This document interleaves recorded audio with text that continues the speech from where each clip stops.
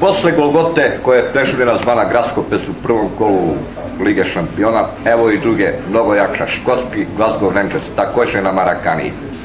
Na golu Crvene zvezde Stojanović, u bekovskom paru Krivokapić i Radovanović, half linija,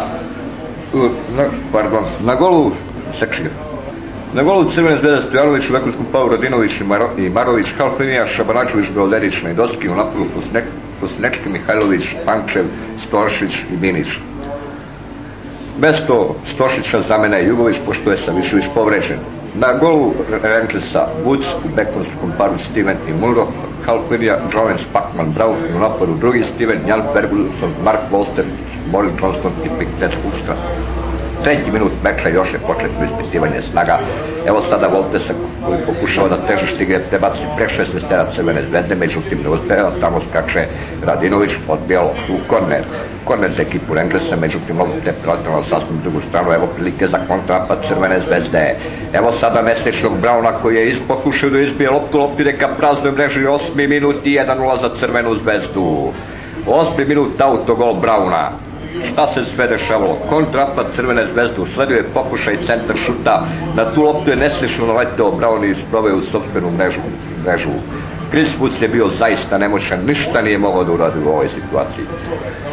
64. minut drugog poluvremena, evo sada jednog slobodnog udarca za Crvenu zvezdu, izbori ga Prostinečki. Au, kakav predivan pogodak sa nekih 20 metara iskosa sa desne strane. Nije to bio toliko jak, koliko precizan udarac, lopta se od stative odbila u donjem desnom uglu nemoćnog Chrisa Woodstva. Kontrapad Crvene zvezde, 87 minut. Zvezda je sabila Rangersa u njegov peterac, ne u 16-terac, u peterac. Evo gužve, evo nabačene lopte, odbijena lopta ide do centra, evo Radinovića koji je vratio u 16-terac.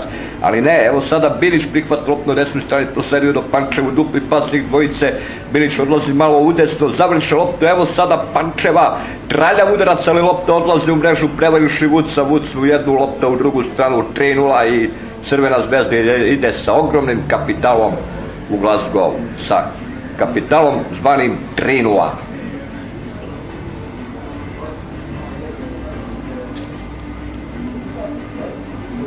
Kako je bilo u revanšu? U revanšu rutinskih 1:1, Crvena zvezda je povela u 72. minutu, Rangers su izjednačili nekoliko minuta pred kraja, ali to je i slatka osveta za one 65. godine, kada smo igrali 3 utakmice sa tim istim Rangersom i kada je u Glasgowu bilo 3:1, do 87. minuta u revanšu Zvezda je vodila sa 4:1, a onda je McAllister stariji postigao taj drugi gol, pa se onda igrao treći meč na neutralnom terenu u Londonu, ako se London može nazvati neutralnim terenom, gde je Glasgow Rangers slavio sa 3:1 i otišao u četvrtfinale gde je ispao od Intera, kasnijeg pobednika Kupa šampiona 65. godine.